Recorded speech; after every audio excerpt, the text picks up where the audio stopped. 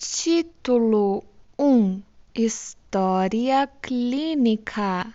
2 vezes sofri de distúrbios nervosos, escreve o Dr. Schreber, e ambas resultaram de excessiva tensão mental.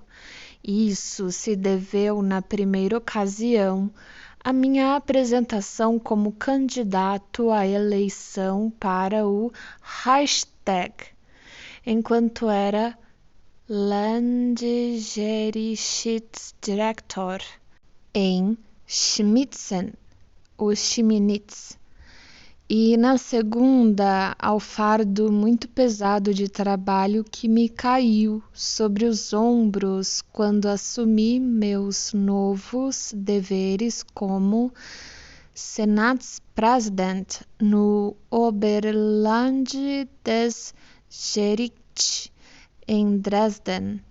A primeira doença do Dr. Schreber começou no outono de 1884. Em fins de 1885, achava-se completamente restabelecido. Durante esse período, passou 6 meses na clínica de Flechsig, que em relatório formal, redigido posteriormente, descreveu o distúrbio como sendo uma crise de grave hipocondria. O Dr. Schreber assegura-nos que a moléstia seguiu seu curso sem a ocorrência de quaisquer incidentes que tocassem as raias do sobrenatural. Nem a própria descrição do paciente, nem os relatórios médicos impressos no final de seu livro dizem-nos o suficiente sobre sua história anterior aos seus pormenores pessoais. Nem mesmo tenho condições de fornecer a idade do paciente à época de sua enfermidade, embora a elevada posição judiciária que havia atingido antes da segunda doença estabeleça uma espécie de limite inferior. Sabemos que o Dr. Schreber já estava casado há muito tempo antes da época de sua hipocondria.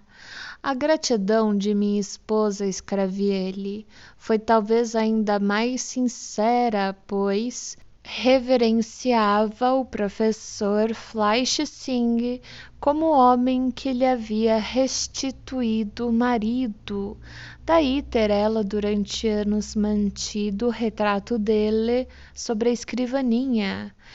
E no mesmo lugar, após me restabelecer da minha primeira doença, passei 8 anos com minha esposa, anos em geral de grande felicidade, ricos de honrarias exteriores e nublados apenas de vez em quando pela contínua frustração da esperança de sermos abençoados com filhos. Em junho de 1893, ele foi informado de sua provável indicação para Senatspräsident e assumiu o cargo a 1º de outubro do mesmo ano. Entre essas 2 datas tivera alguns sonhos, embora só mais tarde viesse a lhes atribuir qualquer importância. Sonhou 2 ou 3 vezes que o antigo distúrbio nervoso retornara e isto o tornou tão infeliz no sonho quanto a descoberta de ser apenas um sonho fazê-lo feliz ao despertar.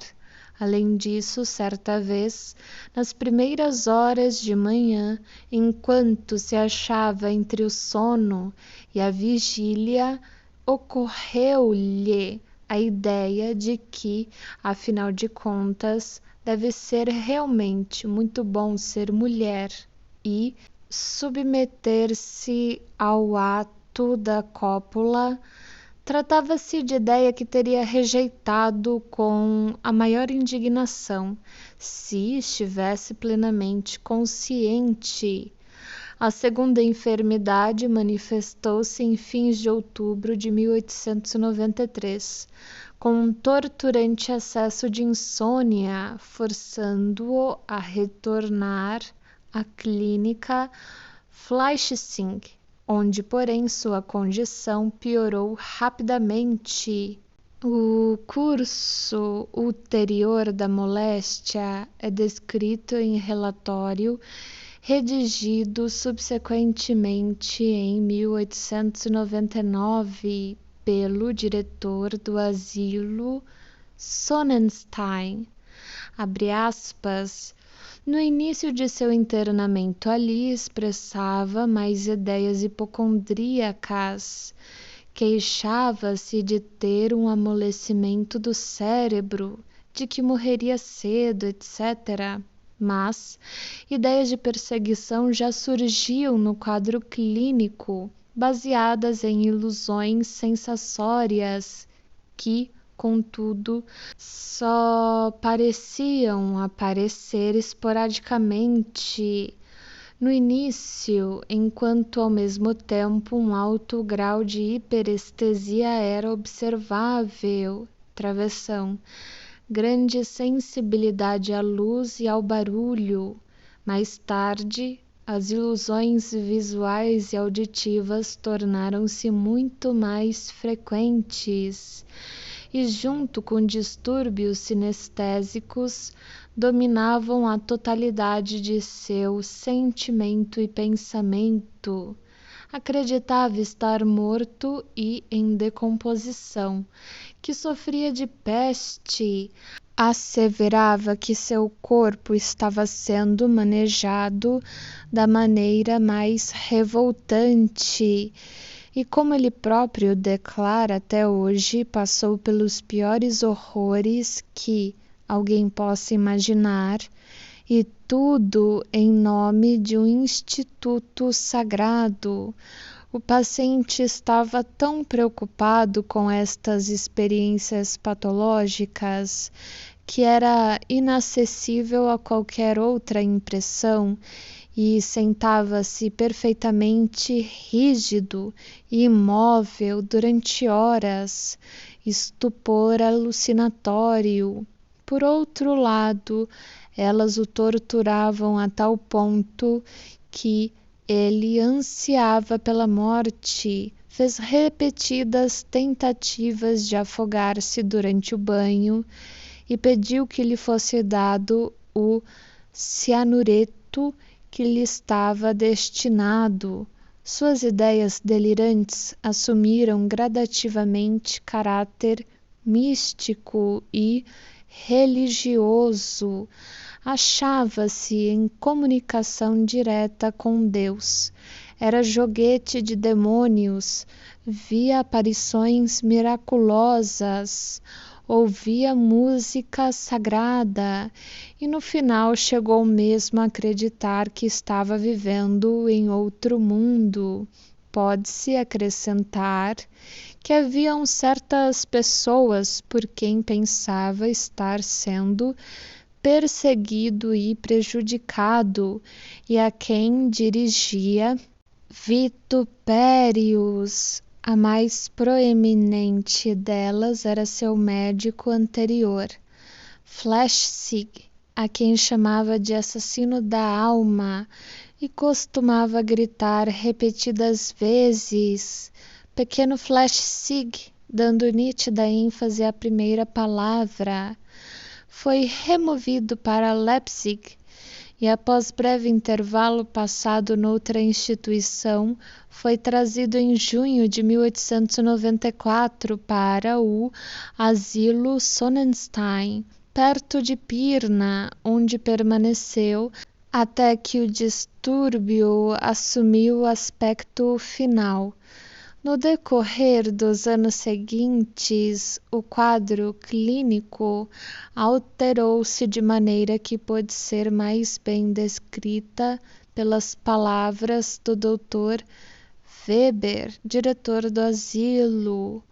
Não preciso me aprofundar nos pormenores do curso da doença.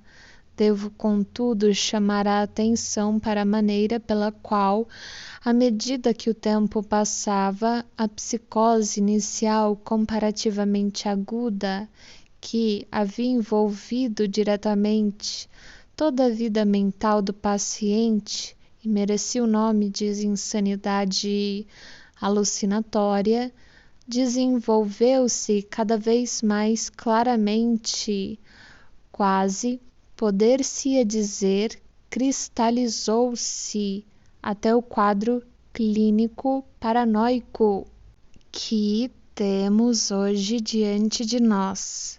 Fecha aspas.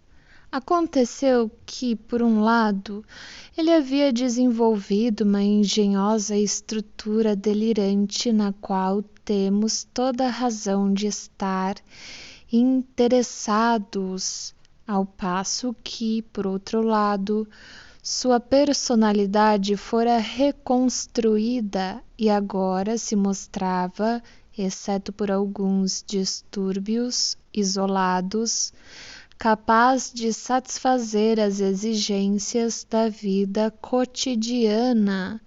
O Dr. Weber, em seu relatório de 1899, faz as seguintes observações, abre aspas, assim parece que, no momento, independentemente de certos sintomas psicomotores óbvios, que não podem deixar de impressionar como patológicos, mesmo o observador superficial, Herr Senatspräsident Dr. Schreber, não apresenta sinais de confusão ou de inibição psíquica, nem sua inteligência se acha notadamente prejudicada. Sua mente é calma. A memória excelente, tem à disposição estoque considerável de conhecimentos, não somente sobre questões jurídicas, mas em muitos outros campos, e é capaz de reproduzi-los numa sequência vinculada de pensamentos. Interessa-se em acompanhar os acontecimentos do mundo da política, da ciência, da arte, etc., e ocupa-se constantemente com tais assuntos, e um observador desinformado sobre sua condição geral dificilmente notaria algo de peculiar nesses procedimentos. Apesar disso tudo, entretanto, o paciente acha-se repleto de ideias de origem patológica que se constituíram num sistema completo, são mais ou menos fixas e parecem inacessíveis à correção por meio de qualquer apreciação e juízo objetivos, acredito que sejam obtidos, mas está escrito objetivos, dos fatos externos. Assim, o estado do paciente experimentava grande mudança e ele agora se considerava capaz de levar existência independente. Por conseguinte, adotou as medidas apropriadas para retomar o controle de seus próprios assuntos e assegurar a sua alta do asilo. O Dr. Weber dispôs-se a impedir a realização destas intenções e redigiu relatórios contrários a elas. Não bastante, em seu relatório datado de 1900, sentiu-se obrigado a dar esta descrição apreciativa do caráter e conduta do paciente, abre aspas, visto que durante os últimos 9 meses, Herr President Schreber fez suas refeições diariamente em minha mesa familiar, tive as mais amplas oportunidades de conversar com ele sobre todos os tópicos imagináveis, qualquer que fosse o assunto em debate, abre parênteses, exceto, naturalmente, suas ideias delirantes, fecha parênteses, concernente a acontecimentos no campo da administração e do direito, da política e da arte, da literatura e da vida social. Travessão. Em resumo, qualquer que fosse o tópico, o Dr. Schreber mostrava interesse vivaz, mente bem informada, boa memória e julgamento sólido. Ademais, era impossível não endossar sua concepção ética. Também, em conversa mais superficial com as senhoras da reunião, era tão cortês quanto afável e, ao aflorar assuntos de maneira mais jocosa, invariavelmente demonstrava tato e decoro. Nenhuma só vez, durante essas conversas inocentes à mesa de jantar, introduziu ele assuntos que mais apropriadamente seriam levantados numa consulta médica. Na verdade, em determinada ocasião, durante este período, quando surgiu uma questão de negócios que envolvia os interesses de toda a sua família, tomou parte nela de um modo que demonstrava tanto conhecimento técnico quanto senso comum. Nas numerosas solicitações aos tribunais, através das quais o Dr. Schreber esforçou-se por recobrar a liberdade, não repudiou de modo algum seus delírios ou fez qualquer segredo da intenção de publicar as Denkwürdigkeiten. Pelo contrário, estendeu-se sobre a importância de suas ideias para o pensamento religioso e sua invulnerabilidade aos ataques da ciência moderna, mas, ao mesmo tempo, dava ênfase à, abre aspas, absoluta inocuidade, fecha aspas, de todas as ações que, como se dava conta, seus delírios obrigavam-nos a realizar. Na verdade, tais eram sua perspicácia e a força convincente de sua lógica, que finalmente, e apesar de ser ele paranoico reconhecido, seus esforços coroaram-se de sucesso. Em julho de 1902, os direitos civis do Dr. Schreber foram restabelecidos e no ano seguinte suas Denkwürdigkeiten eines Neverkranken apareceram, embora censuradas e com muitas partes valiosas omitidas. A decisão judicial que devolveu ao Dr. Schreber a liberdade resume a essência de seu sistema delirante em poucas frases, abre aspas. Acreditava que tinha a missão de redimir o mundo e restituir-lhe o estado perdido de beatitude. Isto, entretanto, só poderia realizar se primeiro se transformasse de homem em mulher, fecha aspas. Para uma descrição mais pormenorizada de seus delírios, tal como apareceram em sua forma final, podemos recorrer aos relatórios de 1899 do Dr. Weber, abre aspas, o ponto culminante do sistema delirante do paciente é a sua crença de ter a missão de redimir o mundo e restituir à humanidade o estado perdido de beatitude, foi convocado a essa tarefa, assim assevera, por inspiração direta de Deus, tal como aprendemos que foram os profetas, pois os nervos em condições de grande excitação, assim como os seus estiveram por longo tempo, têm exatamente a propriedade de exercer atração sobre Deus. Travessão, embora isso signifique tocar em assuntos que a fala humana mal é capaz de expressar, se é que o pode, visto jazer inteiramente fora do raio de ação da experiência humana, e na verdade terem sido revelados somente a ele, a parte mais essencial de sua missão redentora é ela ter de ser procedida por sua transformação em mulher. Não se deve supor que ele deseje ser transformado em mulher.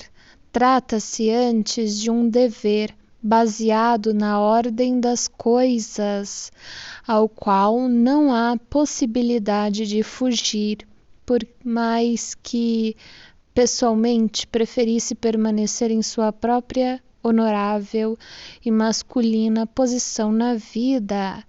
Mas nem ele, nem o resto da humanidade podem reconquistar a vida do além, a não ser mediante a transformação em mulher, abre parênteses, processo que pode ocupar muitos anos ou mesmo décadas, fecha parênteses, por meio de milagres divinos.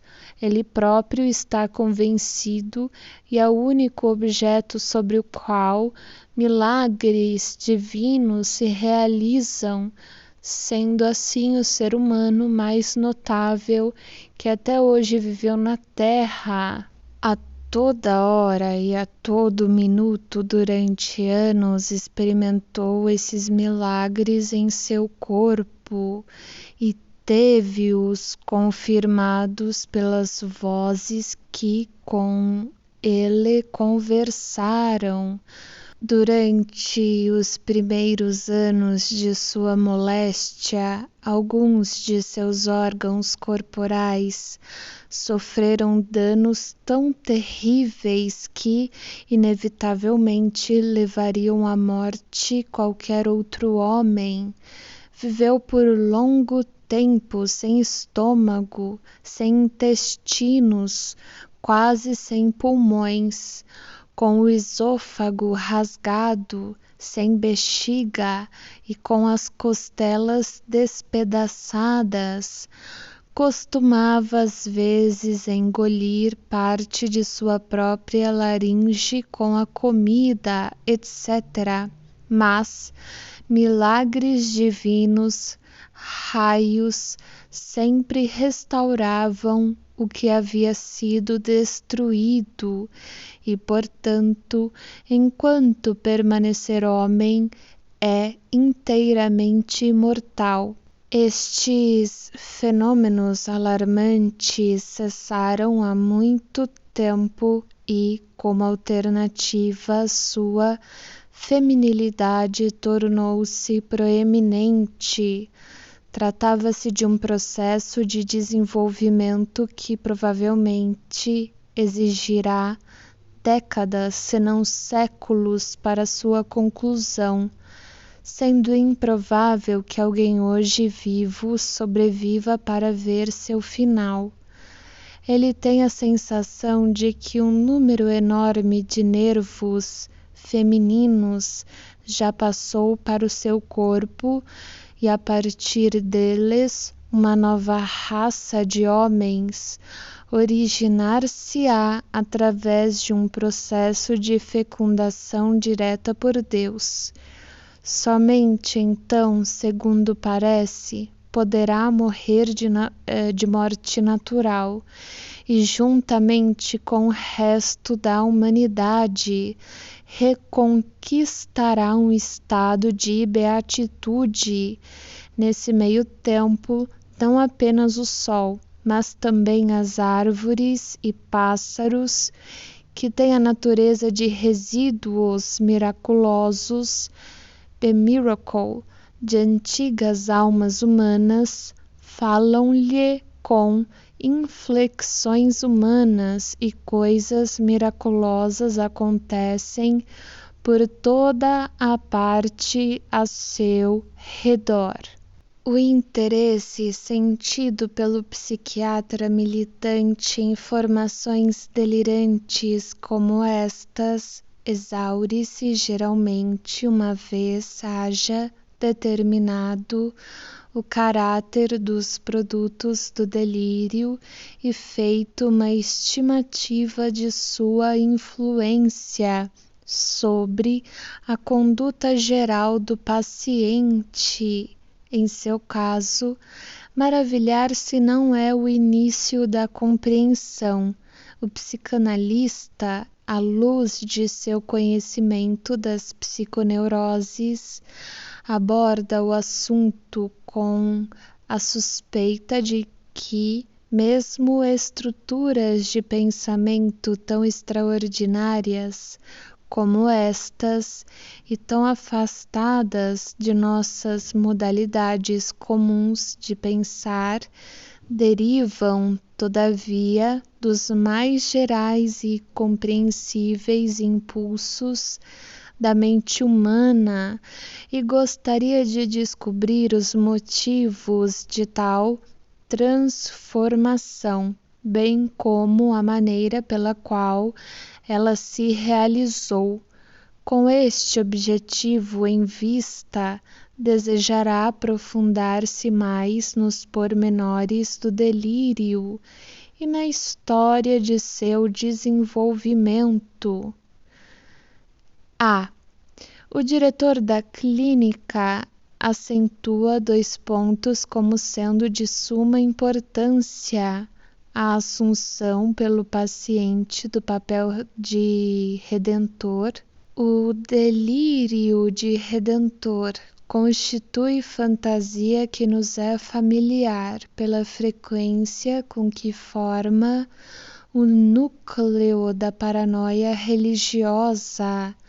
O fator adicional que faz a redenção depender de o homem transformar-se previamente em mulher é fora do comum e em si próprio desconcertante, visto apresentar divergência muito ampla do mito histórico que a fantasia do paciente se propõe reproduzir. Segue-se naturalmente o relatório médico a presumir que a força motivadora desse complexo delirante foi a ambição do paciente em desempenhar o papel de redentor e que sua emasculação merece ser encarada apenas como um meio de alcançar esse fim. Ainda que isto possa parecer verdade, a partir do delírio em sua forma final, um estudo das Denkenwürdigkeiten compele-nos a assumir ponto de vista muito diferente sobre o assunto. Sabemos que a ideia de transformar em mulher, isto é, de ser emasculado, constituiu o delírio primário que ele, no início, encarava esse ato como grave injúria e perseguição, e que o mesmo só relacionou com o papel de redentor de maneira secundária. Não pode haver dúvida, além disso, de que ele originalmente acreditava que a transformação deveria ser efetuada com a finalidade de abusos sexuais e não para servir a altos desígnios. Pode-se formular a situação dizendo-se que um delírio sexual de perseguição foi posteriormente transformado na mente do paciente em delírio religioso de grandeza. O papel de perseguidor foi primeiramente atribuído ao professor Flechsig, médico sob cujos cuidados estava mais tarde. O lugar foi assumido pelo próprio Deus. Citarei na íntegra as passagens pertinentes das Denkenwürdigkeiten, abre aspas. Desse modo, uma conspiração contra mim foi levada ao ponto culminante por volta de março ou abril de 1894. Seu objetivo era conseguir que, uma vez minha doença nervosa houvesse sido reconhecida como incurável ou assim admitida, eu fosse entregue a certa pessoa de maneira específica, minha alma deveria ser-lhe entregue, mas meu corpo, travessão, devido a uma má compreensão do que acima descrevi como propósito subjacente à ordem das coisas, travessão, deveria ser transformado num corpo feminino e como tal entregue à pessoa em apreço com vistas e abusos sexuais. Então simplesmente seria deixado de lado, travessão, o que indubitavelmente significa ser entregue à corrupção, fecha aspas.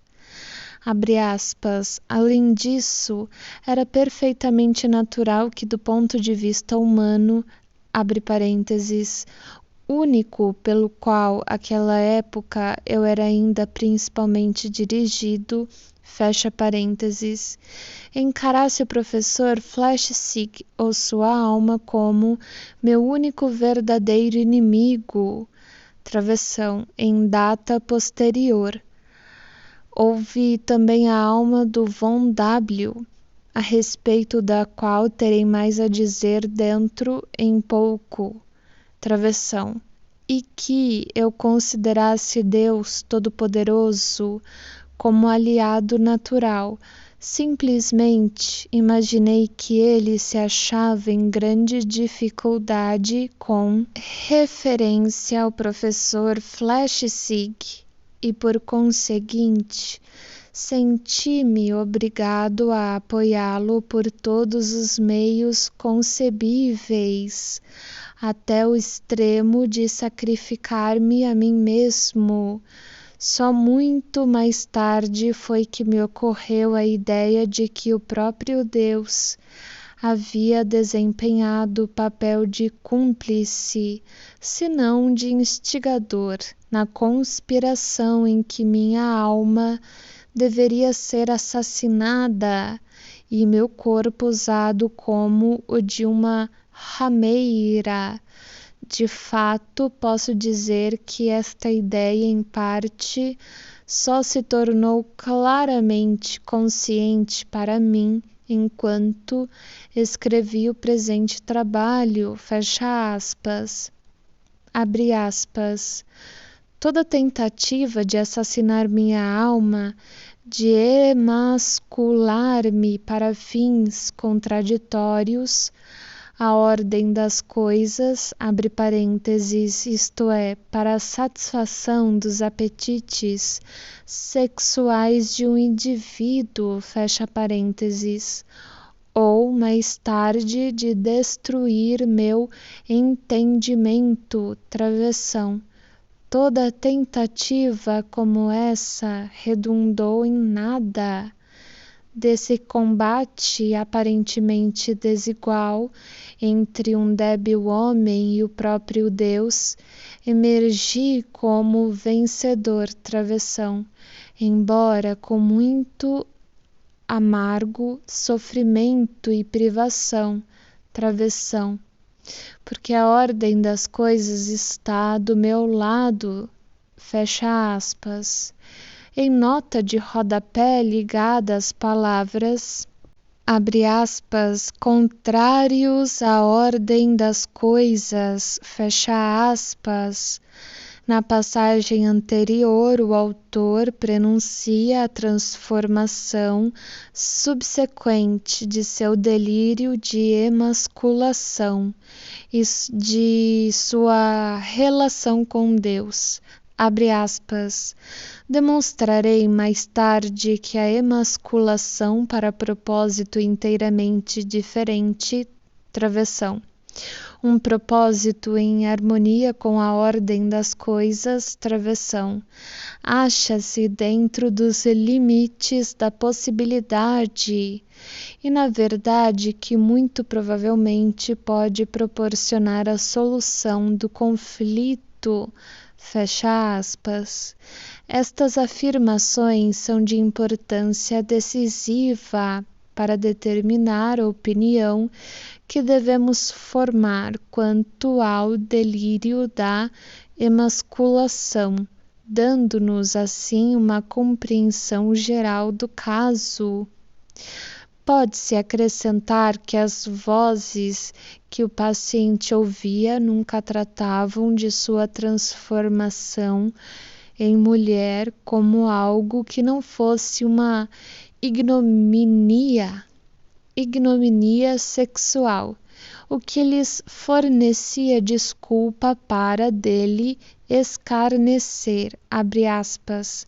Raios de Deus, não raramente julgaram-se no direito de zombar de mim, chamando-me de Miss Schreber, em alusão à emasculação que, segundo se afirmava, achava-me a ponto de sofrer, fecha aspas. Ou então diziam, abre aspas, então isso declara ter sido um Senatspräsident.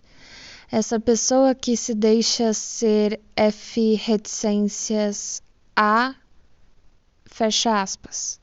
Ou ainda, abre aspas, não se sente envergonhado na frente de sua mulher, fecha aspas, que a fantasia de emasculação era de natureza primária e originalmente independente do motif do Redentor, torna-se ainda mais provável quando relembramos a ideia que, como mencionei em página anterior, ocorreu-lhe enquanto se achava semi-adormecido, no sentido de que deve ser bom ser uma mulher e submeter-se ao ato da cópula. Esta fantasia apareceu durante o período de incubação de sua moléstia e antes que tivesse começado a sentir os efeitos do excesso de trabalho em Dresden. O próprio Schreber indica o mês de novembro de 1895 como a época em que se estabeleceu a vinculação entre a fantasia de emasculação e a ideia do Redentor, preparando-se assim o caminho para ele reconciliar-se com a primeira, abre aspas. Agora, contudo, fecha aspas. Escreve, abre aspas, dei-me claramente conta de que a ordem das coisas exigia imperativamente a minha emasculação, gostasse ou não disso pessoalmente, e que nenhum caminho razoável se abre para mim, exceto reconciliar-me com o pensamento de ser transformado em mulher. A outra consequência de minha emasculação, naturalmente, só poderia ser a minha fecundação por raios divinos, a fim de que uma nova raça de homens pudesse ser criada A ideia de ser transformado em mulher foi a característica saliente e o germe mais primitivo de seu sistema delirante. Mostrou também ser a única parte deste que persistiu após a cura e a única que pode permanecer em sua conduta na vida real após haver-se restabelecido. Abre aspas, a única coisa que poderia parecer disparatada aos olhos de outra pessoa é o fato já aflorado no relatório do perito de que sou às vezes encontrado parado em frente do espelho ou em outro lugar, com a parte superior de meu corpo desnuda e usando adornos femininos variados, tais como fitas, colares, falsos e similares. Isto só ocorre, posso acrescentar, quando estou sozinho, e nunca, pelo menos na medida em que posso evitá-lo, na presença de outras pessoas. Fecha aspas. O Herr Senat-President confessa esta frivolidade numa data, julho de 1901, em que já se achava em posição de expressar de modo muito capaz o caráter completo de seu restabelecimento no campo da vida prática. Abre aspas. Há muito tempo venho me dando conta de que as pessoas que vejo ao meu redor não são homens apressadamente improvisados, mas pessoas reais e que devo, portanto, conduzir-me em relação a eles como um homem razoável está acostumado a conduzir-se em relação a seus semelhantes, fecha aspas, em contraste com a maneira pela qual colocou em ação sua fantasia de emasculação. O paciente nunca tomou quaisquer medidas no sentido de induzir as pessoas a reconhecerem sua missão de redentor, fora a publicação de suas Denkenwürdigkeiten,